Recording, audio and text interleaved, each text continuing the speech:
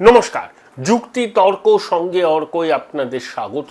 আপনাদের সঙ্গে আমি অর্কপ্রভ সরকার। আপনাদের স্বনির্বন্ধ অনুরোধ, চ্যানেল সাবস্ক্রাইব করবেন, থ্যাঙ্কস বাটনে ক্লিক করতে ভুলবেন না। বিজেপির মন্ত্রিসভা গঠন অসম্পূর্ণ। শুভেন্দু অধিকারী, ওনার হাতে 43টা দপ্তর, তাছাড়া দিলীপ ঘোষ মন্ত্রী হয়েছেন, গুরুত্বপূর্ণ দায়িত্ব, নিশীথ প্রামাণিক, অগ্নিমিত্রা পাল আর অশোক কীর্তনিয়া প্রত্যেকেই গুরুত্বপূর্ণ দপ্তর পেয়েছেন। কিন্তু এখনো শিল্প, স্বাস্থ্য, শিক্ষা, অর্থ, এই চার মন্ত্রকের দায়িত্ব কাদের হাতে যাবে সে বিষয়ে স্পষ্ট কোনো খবর পাওয়া যাচ্ছে না। আসলে সিদ্ধান্তটা হয়নি। কেন্দ্রীয় স্বরাষ্ট্রমন্ত্রী অমিত শাহ নবনির্বাচিত বিধায়কদের সঙ্গে বৈঠক করে বিধায়কদের কি কি করণীয় সেটা বলে দেবেন। অর্থাৎ একবার বিধায়ক হয়ে গেলাম, এলাকায় কলার তুলে ঘুরতে লাগলাম, মানুষের সঙ্গে কোনো রকম যোগাযোগ রাখলাম না, মানুষকে তুচ্ছ তাচ্ছিল্য করলাম, তাহলে জেনে রাখুন এটাই আপনার শেষ টার্ম। বিজেপির বিধায়কদের দলীয় অনুশাসন এবং একই সঙ্গে তাদের কি করণীয় সেটা বুঝিয়ে দেবেন অমিত শাহ। দেখুন, এই মন্ত্রিসভায় পরিষদীয় রাজনীতিতে দক্ষ এই বিজেপির পরিষদীয় দলে পরিষদীয় রাজনীতিতে অভিজ্ঞ ব্যক্তি খুব কমই আছেন। শুভেন্দু যেমন 4 বারের বিধায়ক, তাপস দা 6 বারের বিধায়ক, দিলীপবাবু 2 বার হলো, অগ্নিমিত্রা 2 বার হলো, কিন্তু সেরকম অধিকাংশই হচ্ছে হয় আগের বার জিতেছিলেন 2 বার হলো বা একেবারে নতুন বিধায়ক। তা এই নতুন বিধায়করা বিধানসভার কাজকর্ম বুঝতে, এলাকায় জনসংযোগ কিভাবে করবেন সেটা বুঝতেই সময় চলে যাবে। আর যেহেতু এদের বেশিরভাগেরই কোনো প্রশাসনিক অভিজ্ঞতা নেই, তাই পশ্চিমবঙ্গের মতো রাজ্যে সরকার চালাতে গেলে যে প্রশাসনিক অভিজ্ঞতার প্রয়োজন সেটা কেন্দ্রীয় নেতৃত্ব জানে। কিন্তু তার মানে এই নয় যে নির্বাচিত বিধায়কদের যোগ্যতা নেই। অনেকেরই যোগ্যতা আছে, প্রশাসনিক অভিজ্ঞতা নেই। সেটা দায়িত্ব পেলে তারা নিশ্চয়ই নিষ্ঠার সঙ্গে দায়িত্ব পালন করবেন এবং প্রশাসন কিভাবে চলে সেটা বুঝতে পারবেন। কিন্তু মন্ত্রিসভা গঠন করতে গেলে অনেকগুলো ক্রাইটেরিয়া লাগে। দেখুন, যাদেরকে মন্ত্রী করা হয়েছে, দিলীপ ঘোষ বিজেপির প্রাক্তন রাজ্য সভাপতি, 2019 সালে বিজেপির লোকসভায় যে সাফল্য, তার পিছনে দিলীপ ঘোষ এবং তার টিমের অবদান অনস্বীকার্য। আবার অশোক কীর্তনিয়া মতুয়া সম্প্রদায়ের প্রতিনিধি, অগ্নিমিত্রা পাল এখন রাজনীতিতে পরিচিত মুখ, মাতৃশক্তির প্রতিনিধি, ক্ষুদিরাম টুডু আদিবাসী জনজাতিদের প্রতিনিধি এবং নিশীথ প্রামাণিক রাজবংশী সম্প্রদায়ের মানুষ। তার প্রশাসনিক কাজে অভিজ্ঞতা আছে, অতীতে কেন্দ্রীয় স্বরাষ্ট্র মন্ত্রকের প্রতিমন্ত্রী ছিলেন, এবার গুরুত্বপূর্ণ দায়িত্ব পেয়েছেন। তাহলে রাজবংশী, আদিবাসী জনজাতি, মাতৃশক্তি এবং বিজেপির আদি নেতা, এদেরকে নিয়ে প্রাথমিক মন্ত্রিসভাটা গঠিত হয়েছে। তো কারণ রাজবংশী জনজাতি সম্প্রদায়ের মানুষ, মহিলারা এবার উজাড় করে ভোট দিয়েছে বিজেপিকে। 100টার মধ্যে 80টা হিন্দু ভোট পেয়েছে বিজেপি। মাতৃশক্তি ঢেলে ভোট দিয়েছে। কিন্তু এখন বাকি গুরুত্বপূর্ণ দপ্তরগুলোতে মন্ত্রী নিয়োগ করতে হবে। সব থেকে গুরুত্বপূর্ণ আমার মতে অর্থ দপ্তর। একজনের নাম শোনা যাচ্ছিল, প্রধানমন্ত্রীর উপদেষ্টা, ইকোনমিক অ্যাডভাইজারি কাউন্সিলের সদস্য ডক্টর সঞ্জীব সান্যাল, বর্তমানে যিনি পুনায় গোখেল ইনস্টিটিউট অফ পলিটিক্যাল ইকোনমিক্সের কর্ণধার। কিন্তু তার প্রার্থী হওয়ার জোর গুঞ্জন ছিল, কিন্তু রাজ্য বিজেপির একটা অংশ সঞ্জীব সান্যালকে চায়নি বলেই তো খবর। জানি না তারপরে পরিস্থিতিটা কি হয়েছে। দেখুন, শুভেন্দু অধিকারী তো ভবানীপুর সিটটাকে রাখছেন, নন্দীগ্রাম ছেড়ে দিচ্ছেন। তাহলে নন্দীগ্রাম থেকে তো কাউকে জিতিয়ে আনতে হবে। যদি কোনো ল্যাটারাল এন্ট্রি আসেন তাহলে তাকে সেখান থেকে জিতিয়ে আনতে হবে। সঞ্জীব সান্যাল বিজেপির একটা অংশের পছন্দ ছিল এবং কি শীর্ষ নেতৃত্বেরও, কিন্তু রাজ্য বিজেপির একটা অংশের প্রবল আপত্তি ছিল সঞ্জীব সান্যালকে নিয়ে। আমি জানি না সেই জট কেটেছে কিনা। আর অভিজ্ঞতা কার আছে প্রশাসন সামলানোর? জিতেন তিওয়ারির আছে। তিনি 5 বছর আসানসোলের মেয়র ছিলেন। অমিত শাহ কি বলেছিলেন? জিতেন কো বড়া আদমি বানায়েঙ্গে। প্রবীণ নেতা তাপস রায়েরও প্রশাসন সামলানোর অভিজ্ঞতা আছে। এই বিজেপির যে পরিষদীয় দল, তাপস বাবুর মতো অভিজ্ঞ ব্যক্তি কিন্তু আর কেউ নেই। স্বপন দাশগুপ্ত পণ্ডিত ব্যক্তি, তিনি বিকাশ ভবনে যাতায়াত শুরু করেছেন।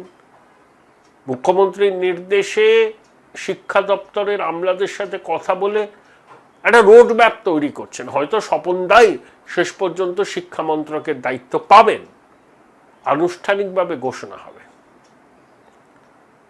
রুদ্রনীল, তারপরে আমাদের পাপিয়াদি এবং রূপা গাঙ্গুলি, এরা যেহেতু টলিউড ইন্ডাস্ট্রির সঙ্গে যুক্ত, এদেরকেও ইন্ডাস্ট্রির বিষয় নিয়ে কথা বলতে বলা হয়েছে।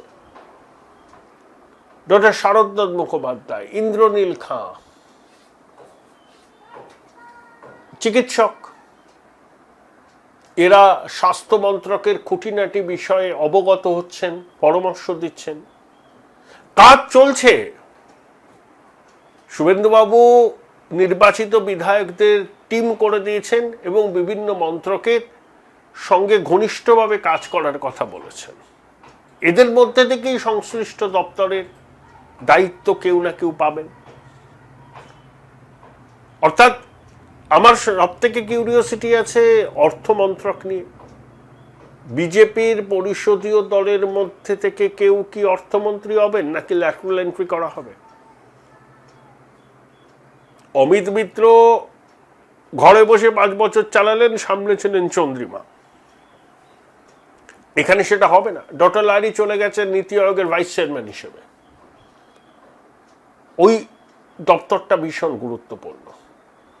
শ্রমিকবাবু কেন্দ্রীয় অর্থমন্ত্রী নির্মলা সীতারামনের সঙ্গে বৈঠক করে পশ্চিমবঙ্গের জন্য কোনো স্পেশাল প্যাকেজ পাওয়া যায় কিনা তার জন্য তদবির করবেন। কারণ সেন্ট্রাল অ্যাসিস্ট্যান্স ছাড়া এই রাজ্যকে ঘুরে দাঁড়ানো করানো সম্ভব নয়। আর বিজেপির যে নির্বাচনী প্রতিশ্রুতি, সেই প্রতিশ্রুতি রূপায়ণ করতে হলে প্রচুর টাকার দরকার এবং বিজেপি সেটা করবে বলে দায়বদ্ধ।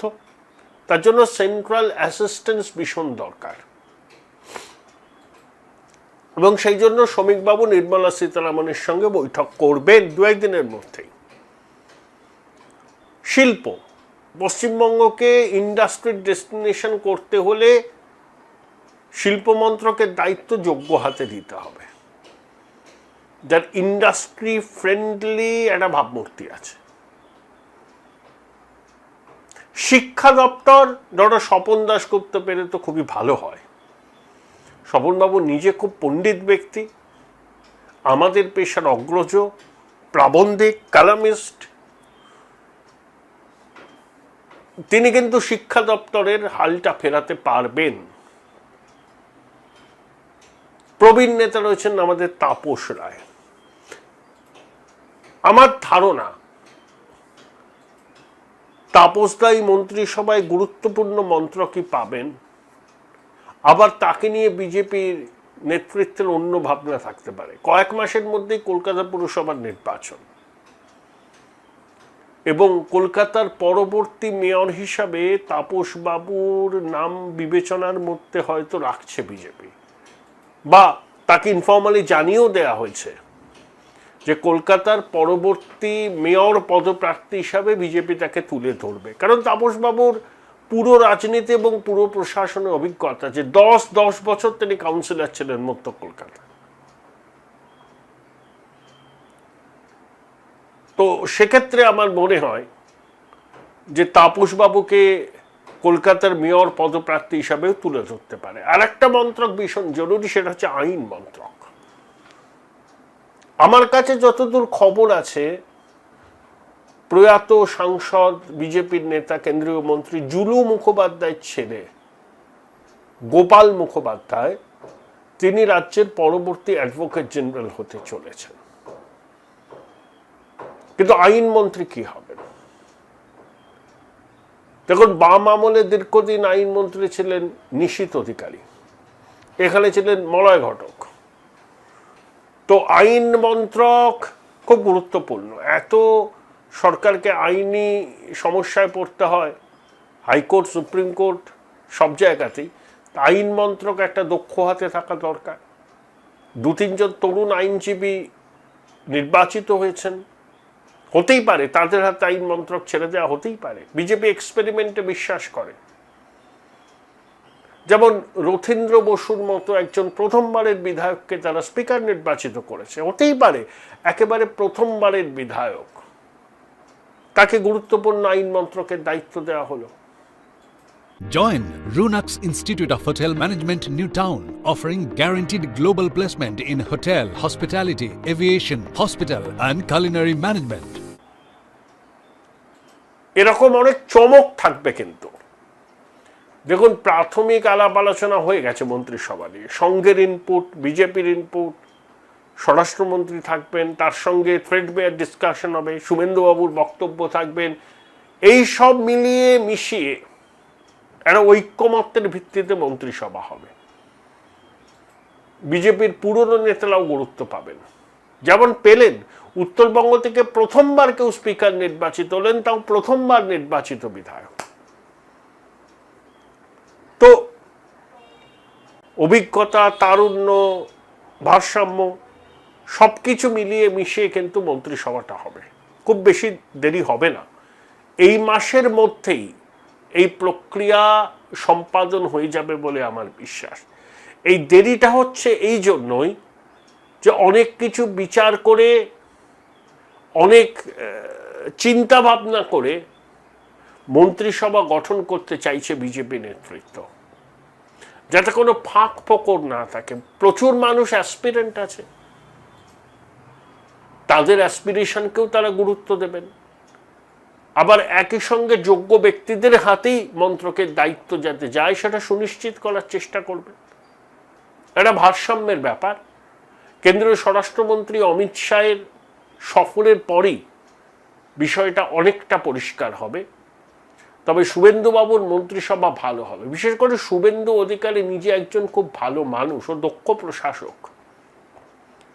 শুভেন্দুবাবুর টিমটাও দক্ষ হবে। একটু সময় লাগছে, লাগুক না। 15 বছর তো অনেক যন্ত্রণা মানুষ সহ্য করেছেন, ভয় মুক্ত হয়েছে, ভরসা এসেছে, হিন্দু জাগরণ হয়েছে।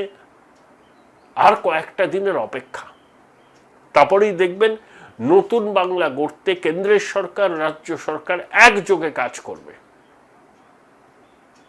এবং প্রধানমন্ত্রী যেটা বলেছেন, কাজ করতে হবে দিনরাত এক করে। জনদেবতা আশীর্বাদ করেছেন, সেই আশীর্বাদের মর্যাদা রাখার দায়িত্ব বিজেপির। সেই বার্তাটাই অমিতজি দিয়ে দেবেন। 16ই মে সব ঠিক থাকলে খোকাবাবুর নির্বাচনী কেন্দ্র ডায়মন্ড হারবারে প্রশাসনিক সভা করবেন মুখ্যমন্ত্রী। খুবই তাৎপর্যপূর্ণ, একদম ক্রিস্টাল ক্লিয়ার বার্তা ফেরেববাজের প্রতি। উচ্চ মাধ্যমিকের পর উজ্জ্বল ভবিষ্যৎ গড়তে NCHMCT পর্যটন দপ্তর, ভারত সরকারের hospitality and hotel management, Paschimbanga সরকারের মাকাউটের BBA BCA, fashion design, aviation tourism, culinary arts পড়ো SBI HM কলেজে। স্টুডেন্ট ক্রেডিট কার্ড ও ব্যাংক লোন পাবে SBI HM এ পড়লে। কোর্সের শেষে SBI HM দেশ ও বিদেশে চাকরির ব্যবস্থা করে থাকে। SBI HM হলো পশ্চিমবঙ্গের সেরা ম্যানেজমেন্ট কলেজ। SBIHM.com। বোলপুর শহরের কোলাহল থেকে মাত্র 20 মিনিট দূরেই রয়েছে সুন্দর রিসর্ট, যেখানে পেয়ে যাবে স্পেশিয়াস আর এস্থেটিক্যালি ডিজাইন রুম। তোমরা যারা গ্রুপে যাও তাদের জন্য আছে কমফোর্টেবল গ্রুপ স্টে অপশন, আর কাপলদের জন্য রয়েছে লাক্সারিয়াস সুইট রুম, তার উপর আবার ফ্ল্যাট 10% অফ। এখানে প্রকৃতির মাঝে তোমরা পেয়ে যাবে একটা সুন্দর সুইমিং পুল, ছোটদের জন্য প্লে এরিয়া আর একটা এস্থেটিক সেলফি কর্নার। প্রপার্টিটা পুরোটাই পেট ফ্রেন্ডলি আর এখানে আছে অনেক কিউট ছোট ছোট র্যাবিটস। সকালের ব্রেকফাস্ট থেকে ডিনার পর্যন্ত পেয়ে যাবে একদম হোমলি কমফর্ট ফুড, যা এক কথায় অসাধারণ। বেঙ্গলি কুইজাইনের সাথে সাথে পেয়ে যাবে চাইনিজ আর নর্থ ইন্ডিয়ান অপশন। বিকেলে বনফায়ারের আলো, বন্ধুদের সাথে আড্ডা আর খোলা আকাশের নিচে গ্রাম বাংলার হাওয়া, পুরোটাই এক অপরূপ অনুভব। তাহলে বলো তোমরা কবে প্ল্যান করছো এই পিসফুল এসকেপটা? And don't forget to follow miss cupcake for more such travel updates.